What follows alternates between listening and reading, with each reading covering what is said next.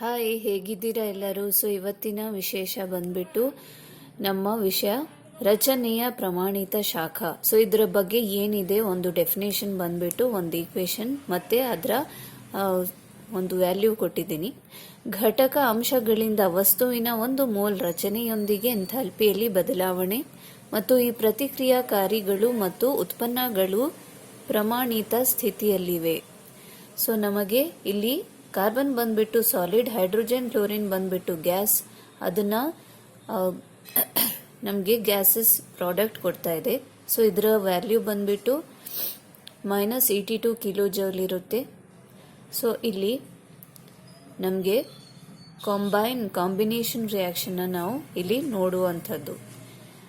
Next ಬಂದ್ಬಿಟ್ಟು ಸ್ಥಿರ ಶಾಖಾ ಸಂಕಲನದ ಹೆಸ್ ನಿಯಮ.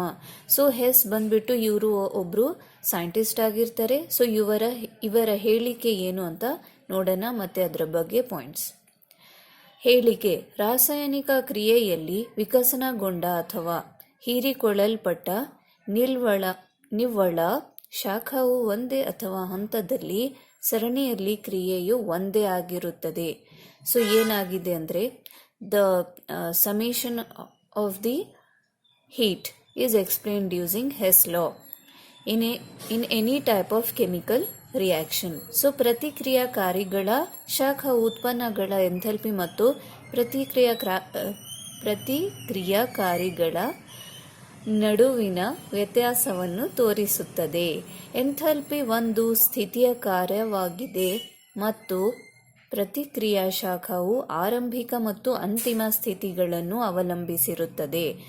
Means our enthalpy is a function of, it is a state function, depends on initial and final states of that quantity.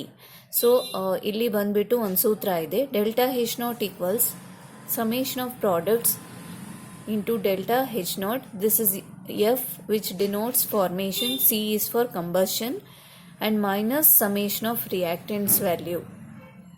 Same for formation and combustion. In products we are removing reactants because finally we will get the products as our answer. ನನಗೆ ಈ ಸೂತ್ರ ನಿಮಗೆ ಎಲ್ಲ ಗೊತ್ತಾಗಿದೆ ಅಂತ ಅನ್ಕೊಳ್ತೀನಿ. ಇವತ್ತಿನ ವಿಷಯ